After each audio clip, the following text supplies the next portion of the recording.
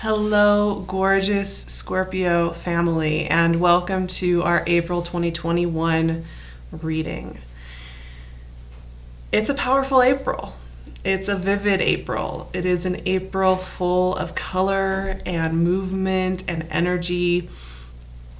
And I think, when I think about April unfolding as a second part almost of like the March energy, it's like things continue to unfold and change quickly. And,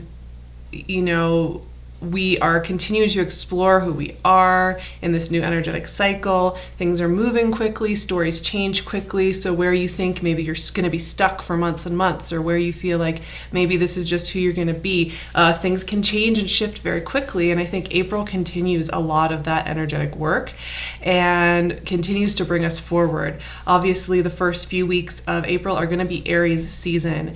And this is a potent time of rebirth, of calibration, of kind of coming back into fresh perspective, I think. The Aries is the first sign of the zodiac, and so there's an association there with renewal and starting at the beginning and forging forward.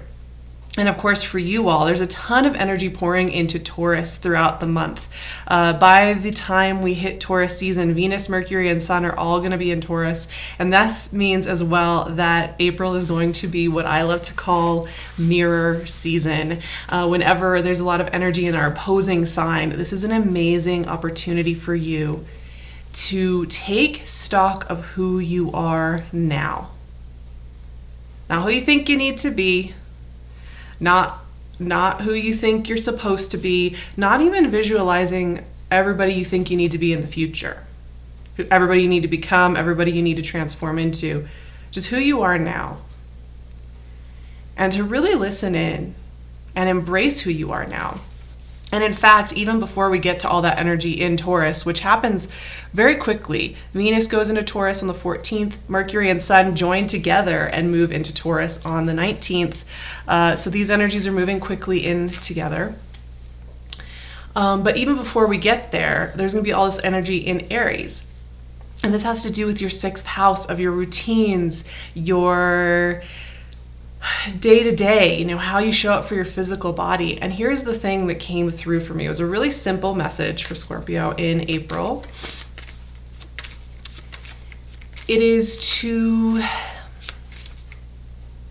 really listen to what's working for you, where you're needing adjustment in your life and your lifestyle and your perception, whatever, that honors who you are now, because you're enough the way you are now. You don't need to constantly be improving, self-improving, pushing yourself to transform, pushing yourself into new identities all the time. Sometimes we're looking for, we always think we have to keep striving forward. We have to keep exploring and discovering new hidden corners of ourselves and new places in ourselves that we haven't fully done the shadow work or accepted ourselves or pushed our boundaries or whatever. And we don't just take the time to be with a card just flew way over there. So let's see what we got. Four of Cups. Yeah, that's a little too, that's very appropriate, isn't it? Because the Four of Cups has us look at what is in front of us and not fight it, not run away from it. And in that release, in that relaxation to who we are in this moment, manna from heaven comes. Right? And that is how it goes. And I'm sure many of you have experienced that, when you've been feeling really resistant to a timeline, like things are just not happening. And so you decide, okay, I'm going to start doing vision boards. I'm going to start meditating on it. I'm going to try my best to take action and make it happen. And I'm going to make this happen as fast as I can. And you're doing that, and it gets more and more frustrating because things still, Ten of Swords. All right, Scorpio. And then one day you're just like, you know what? Fine. I'm just gonna stop trying so hard. I'm gonna relax. And then the next day you get that phone call, you get that answer, you get that breakthrough. Six of Wands, hell yeah. And I think that really goes back to this whole idea of we think we have to keep becoming more. more, just within ourselves, within our own development, within our own self-discovery, within our own transformation. And it is exciting to find that we are changing who we are. It is exciting to explore like who we're becoming with new circumstances. And 3 of Cups. All right. A little journey for the Scorpio family this month. I can see as we move through Aries season and then into Taurus season, we're going through a whole evolution. And of course, I want to just point out too that we have a full moon in your sign at the end of the month on the 26th, April 26th. We'll have a nice, beautiful full moon in Scorpio, really highlighting who you've become and how you've changed, and getting that chance to kind of like look over it all and really incorporate how much you've grown in the last 6 months since Scorpio season and where you are now. But I think sometimes going back to the point I was trying to make before I rambled about the full moon, we often feel like it's easy to forget that it's okay to be who you are right now. And that it's not only okay, but it's more than enough, and we have the answers sitting there with us. And so that's what I'm seeing here, with that 4 of Cups, like I said, that release. So, if you're feeling this month, there's a lot of direct energy. Almost all the planets are direct all month long. We do start the very beginning of our retrograde season for outer planets at the end of the month. On the 27th, Pluto will begin its retrograde and be in retro until the early October. But generally speaking, this is a very forward motion month. And so therefore things are happening. However, you're getting this message about being a little softer, being a little slower, not pushing so hard, right? And being in that receptive mode, which means often being comfortable with who we are today, this week, in this moment, right? And not fighting against what is. Inside of ourselves more than anything else, right? And that comfort with self is what does bring in better answers, better information, right? Now, you are going through a transformation. There's a closeout going on here and an end of a cycle. 10 of Swords to me is total release. Both of these cards represent, when you feel tension in your muscles and then you release it, or you realize you've been carrying something around for a long time and you put it down and you realize how heavy it's been, and there's that moment of relaxation and release of tension and just like a moment to breathe. That's what these cards really reflect to me. This is an end of an energetic cycle. It is a shift is going on here during that Aries season. And once again, like I said, Aries season for you is going to really be asking you to look at where maybe you need to make those shifts, where you're noticing things aren't working the same for you, because the world has changed, hasn't it? And we've changed within it. And therefore, some of the things that we could have relied on as sources of comfort or routine have probably changed a little bit. And it doesn't always have to be big, drastic changes, but it can be changes that really make an impact even when they're small. But what I'm seeing here is that there is something that needs to be let go of. Something that maybe served you in the last season of life, maybe was a big part of your identity, or was a part of your identity, or was something that, you were really holding on to as the way things had to get done. And these cards are saying, it's okay to let go of that. And in fact, the more willing you are to let go of that and relax and trust yourself and embrace who you are in this present moment, how you've changed, how you've grown, and also to know that you don't need to rush on to the next growth. Hurry. You can just take a moment. The easier you're going to be able to see things this month. And that's a lesson I think I'm going to definitely be taking in after we close out this reading. I'm going to be thinking about that, because that's one of those things that seems really obvious when you're just saying it. You're in a conversation with somebody. You're like, oh yeah, obviously, if I relax a little bit more, I'll be able to say more clearly. But in practice, this can be very easy to forget. And I know, Scorpio, you guys are very determined people and very focused people who want to be on task, that you want to be diving deep. You want to be making sure you're doing what needs to get done. You want to make sure that you're in there and on it, right? And so, but you also have that really sensitive side that is very intuitive and knows that it's okay to also rest into that. So utilize that part of yourself, that sensitive antenna self, to navigate a little bit more than the practical self. Now, with that release, whatever it is that you're needing to release, whatever it is that is time to kind of just like understand it's no longer serving you, as soon as that kind of natural release happens, look, you have so much support coming in right on the heels of that. So what I see here is breakthrough, forward motion, answers coming in, and communion with people you love, communion with people who get you, celebration. These are very celebratory cards. And that can be a complex concept in this world that we're living in right now, you know. But I think when I look at this is that energy of forward motion that comes when we have stopped holding on to who we've been.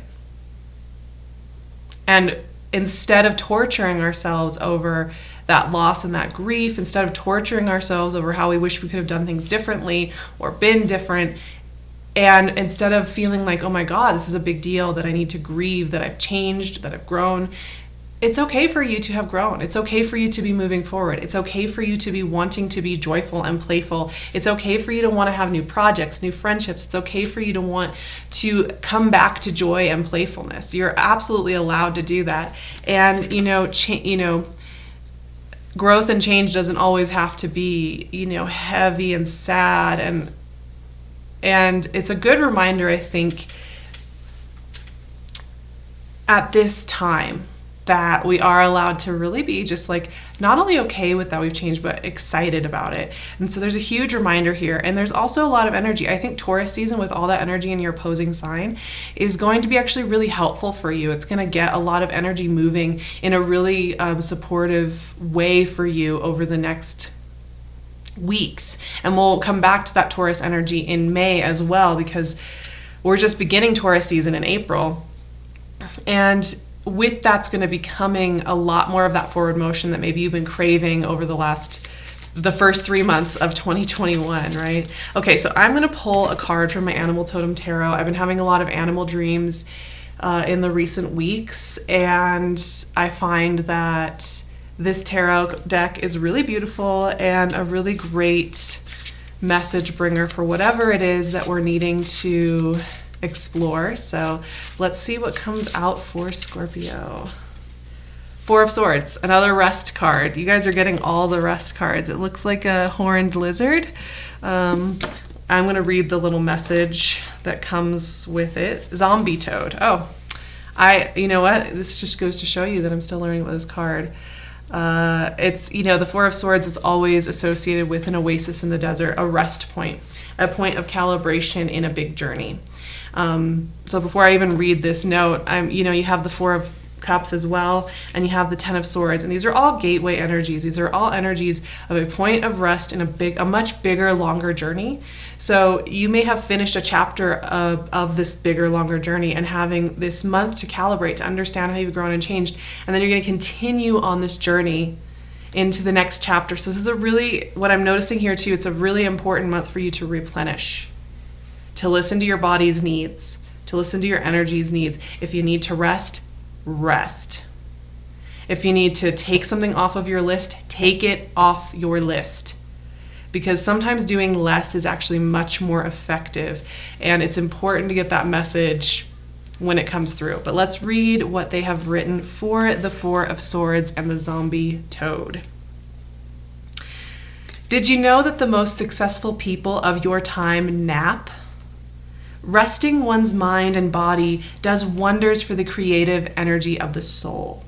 It is in this stillness that we can remove ourselves from the workings of the physical world and just allow things to fall into place without our constant interference. Sometimes the best course of action is no action at all. Just for today, take a load off and rest those weary bones. This is really interesting because this goes back to a principle that always applies whenever you're working with water energy. And I know you guys know about this, but I always say water energy in our modern culture is very countercultural, because water energy is all about that concept of energetics behind the scenes, the hidden realm.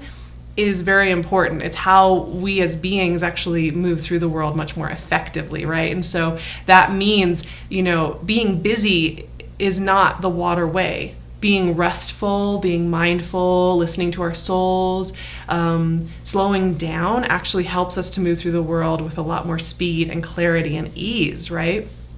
And I feel like it's such a nice message whenever I'm working with water energy and speaking to somebody like Scorpio, when that message comes through and it's like, oh, you guys get to use your own something that's innate in you and is often trained out of you very early on, right? Like we've talked about before, Scorpios often are trained very early on to put on a hard exterior shell, suppress the high sensitivity, just get on with it. And not listen to these natural ways that are just with you. And so whenever I get messages like this, I'm always excited because it means that there is a really strong message here about trusting your innate ability to know that rest and listening in and letting yourself be are actually the tools that get you moving forward into all this awesome forward motion energy, all this breakthrough energy. And do we ever need this breakthrough energy right now in our culture, in the way that the world has changed in the last year? This kind of energy feels very different, right, than the energy of isolation and forced slowdown. It feels like that playfulness and that connectiveness. And I think it's really interesting that message is you're going to get that connectiveness. You're going to get that forward motion as long as you listen to your soul and you feel like you're in integrity with yourself. And you're letting yourself get the rest and the recharge and the replenishment that you need this month. That's going to be the way you're going to move fast through the world. So I love the message today. And there is a skin shedding going on here. And you might find that with that full moon, like I said, it's a check-in point. You might really be able to see, like really clearly, how you've changed. But that can be a really satisfying, gratifying feeling, I think. So I hope you all have a beautiful April. Continue to love yourselves, take care of yourselves, rest, replenish. I hope it's filled with love and connection and support and clarity and self-trust and joy and the ability to make new plans from that place of embracing who you are right now. You can, of course, find me on Patreon. We're going to be doing so many fun chats and discussions over there and going through how to work with these energies. It's a really great place to connect with me a little deeper.